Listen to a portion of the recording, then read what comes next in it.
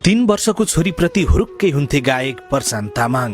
उनैका लागि आफ्नो करियर पनि भनेका थिएनन्। गायन क्षेत्रमा प्रवेश गर्नु अघि उनी कोलकाताको प्रहरी सेवामा कार्यरत थिए, जहाँ सुरक्षाको जिम्मेवारी र संगीत प्रतिको मोहलाई सँगसँगै अघि बढाइरहेका थिए। सलमान खानको फिल्म ब्याटल अफ गलवानबाट बलिउड डेब्यू गरेका प्रशान्त तामाङ सोही फिल्मको छायाङ्कन सकाएर घरमा आराम गरिरहेका थिए। त्यसो त फुर्सदमा मात्र होइन, फुर्सद मिलाएर उनी दिल्ली स्थित घरमा बस्ने गरेका थिए, खास गरी छोरीको हेरचाहकै लागि। 3 वर्षकी छोरीसँग उनी बाँकी समय खेलेर बिताउँथे।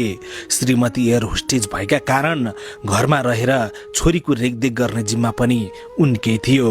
कलाकार एवं निर्माता राजेश घतानी भन्छन्, छोरीलाई हमेसी छाड्दैनथे। यसबीच अनगिन्ती कार्यक्रमको अफर आए पनि अस्वीकार गर्दै बसेका थिए छोरीकै लागि। छोरीप्रति यति विघ्न लगाव हुनुको पनि कारण छ। उनले छोरीमा आमाको प्रतिबिम्ब देख्ने गर्थे। कोरोनाको बेला आमासँगको वियोग उनको जीवनकै सबैभन्दा ठूलो पछुतो थियो। त्यति बेला उनी दिल्लीमै थिए। कोरोना महाव्याधिपछि सर्वत्र ठप्प थियो। यता दार्जिलिङमा आमा बितिन् कोरोनाले नै। प्रशान्तले आमालाई अन्तिम अवस्थामा भेट्न पाएनन्, जबकि उनी परिवारको एकमात्र छोरा थिए। परिवारप्रति त्यस्तो लगाव राख्ने र करियरका लागि पनि उत्तिकै सचेत थिए गायक प्रशान्त तामाङ। तर उनको जीवन धेरै लामो रहेन।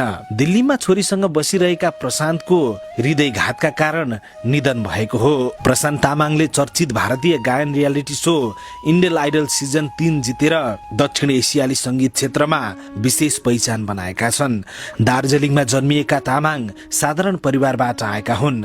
गायन क्षेत्रमा प्रवेश गर्नु अघि उनी कोलकाताको प्रहरी सेवामा कार्यरत थिए, जहाँ सुरक्षाको जिम्मेवारी र संगीत प्रतिको मोहलाई सँगसँगै अघि बढाएका थिए। दुर्भाग्यवश दिल्ली स्थित आफ्नै निवासमा 42 वर्षको उमेरमा उनको असामयिक निधन भयो।